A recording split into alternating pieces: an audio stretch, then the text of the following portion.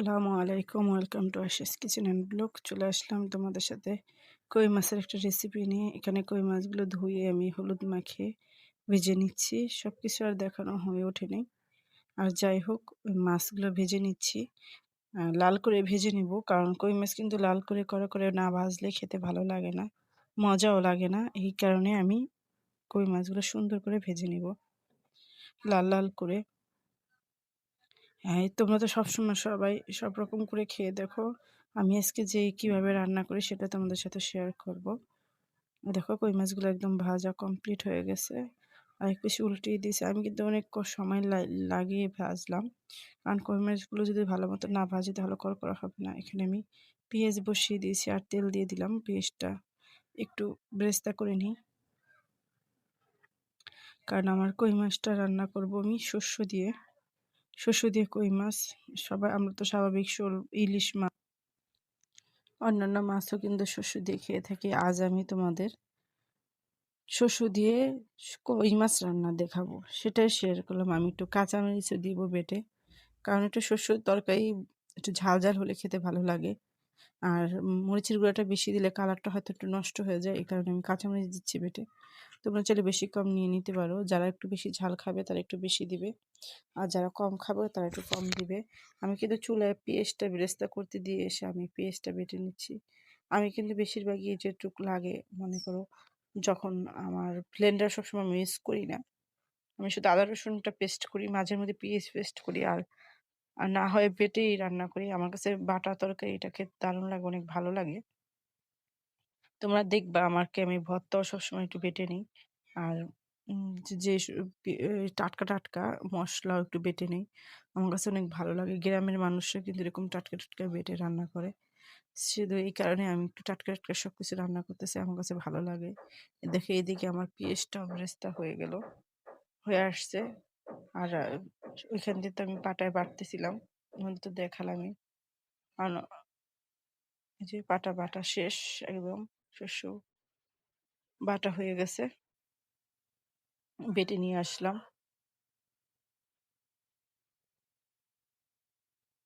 এখন শস্যটার সাথে পেঁয়াজটা ভেজে নিব,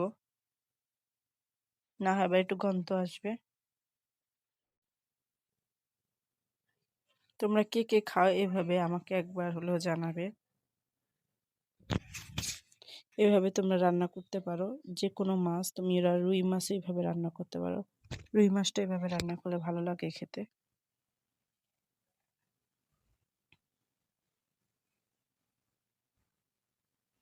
এখন একটু পেঁয়াজ বাটা দিয়ে দিব। পেঁয়াজ বাটাটা দিলে একটু ঘনত্বটা বেড়ে যাবে। আর আমি মাছ শুধু পেঁয়াজ বাটা দিয়ে রান্না করি না, একটু পেঁয়াজ বেরেস্তা করেও রান্না দিই, কারণ টেস্টটা বাড়ে এই কারণে। আর শীতের দিনে কই মাছটা খেতে কিন্তু দারুণ লাগে। আমার তো অনেক পছন্দ, আমার বড় মেয়ে অনেক শখ করে খায়। বিশেষ করে আমার বড় মেয়ের জন্য আমার কই মাছটা আনা হয়। আমি তোমাদের এর আগে বাজারের ভিডিওতেও বলেছি, ওর অনেক পছন্দ। আর মাংসের চেয়ে ওনাকে এই মাছটা অনেক ভালো লাগে, ওর কাছে এত টেস্ট লাগে। আর তাই আমি ওর জন্য হলো আমার এই কই মাছটা আনা হয়। আর 1 চামচ আদা বাটা দিয়ে দিলাম। 1 চামচ আন্দাজ আদা বাটাটা পরিমাণ মতো দিবে। আর যদি চাও তোমরা আদা বাটা না দিয়ে শুধু রসুন দিয়েও রান্না করতে পারো। আমি একটু আদা দিব, এটার জন্য আদা বাটা দিয়ে দিলাম।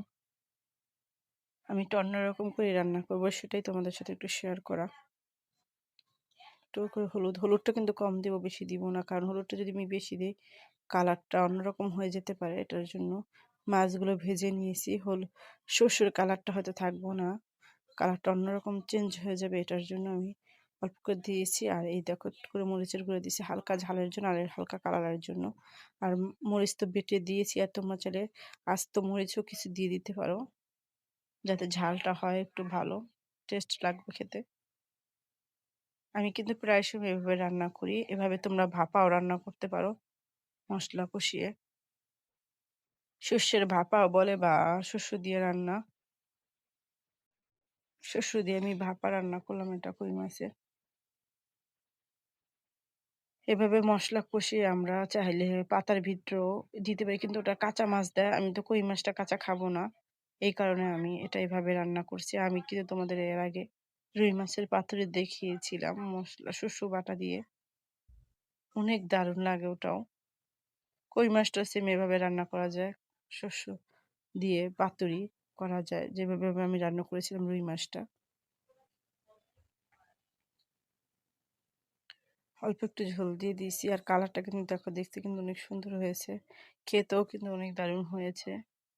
কারণ আমি যখন রান্না করেছি এই ভিডিওটা, তখন তো ভয়েস দেওয়া হয়নি, পরে ভয়েস দিচ্ছি। খেতে দারুণ হয়েছিল আমার এই কই মাছ ভুনাটা শস্য দিয়ে। আর কালারটা দেখো কত সুন্দর হয়েছে, একদম পারফেক্ট হয়েছে। শস্যর মাছটা যদি একটু কালারটা সুন্দর না আসে, দেখতে কিন্তু ভালো লাগে না, আর খেতেও কিন্তু ভালো লাগে না। ওই পরিমাণ মতো লবণটা অবশ্যই চেখে দিবে, আর লবণটা না হলে কিন্তু মাছের স্বাদ আসবে না, ভালো লাগবে না খেতে।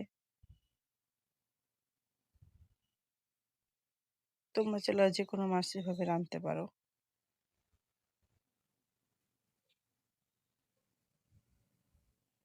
একটু ঢেকে রান্না করবে, তাহলে ভাতটা। আর একটু করে ধনেপাতা দিলাম, এটা তোমরা না চাইলে দিতে পারো, না দিলেও চলে।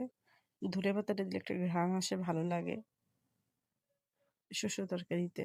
আমি দিই, আমি ইলিশ মাছের ভিতরে ধনেপাতা দিয়ে শস্য দিয়ে রান্না করলে ভালো লাগে, এই কারণে। আর শীতের দিনে কিন্তু গরম ভাতের সাথে, ধোয়া ওঠা ভাতের সাথে সেই শস্য দিয়ে কই মাছটা। এখন 2-3 মিনিটের জন্য ধুয়ে ঢেকে দিলাম। এখন রেডি হয়ে গেছে। এখন আমি মাছটা বেড়ে নিব শস্য দিয়ে। কই মাছটা দেখো কত সুন্দর হয়েছে, কালারটা কিন্তু আমার নষ্ট হয়নি, কালারটা একদম সুন্দর ছিল, দেখতেও ভালো হয়েছে, খেতেও দারুণ হয়েছে। একবার হলেও ট্রাই করবে। আর আমার যদি ভিডিওটা যদি ভালো লেগে থাকে, লাইক দিয়ে কমেন্ট করবে। আর যারা নতুন বন্ধু আছো, এখন আমার চ্যানেলটা সাবস্ক্রাইব করনি, প্লিজ আমাকে সাবস্ক্রাইব করে আমার পাশে থাকবে, আর পাশে বেল আইকনটা ক্লিক করে দিবে।